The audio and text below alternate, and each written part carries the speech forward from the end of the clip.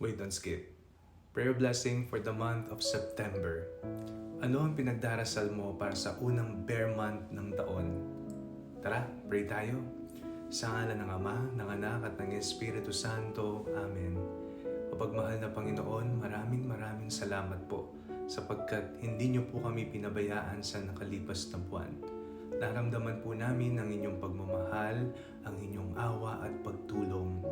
Ngayong panibagong buwan, amin pong ipinagdarasal na patuloy niyo po kaming pagpalain, bigyan ng malusog na pangangatawan at bigyan ng kapayapaan sa aming puso at kaisipan.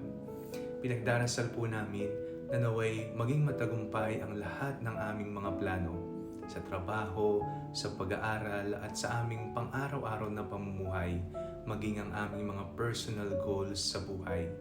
Pinagdarasal din po namin ang aming mga magulang. Nawa patuloy niyo po silang i-bless at bigyan ng magandang kalusugan, malayo sa kapahamakan at sa anumang uri ng sakit. Pinagdarasal po namin, Panginoon, na nawa maging matagumpay ang bawat isa. Hindi lamang po kami, maging aming mga pamilya, ang aming mga kaibigan, at nawa lumalim pa ang aming relasyon sa iyo.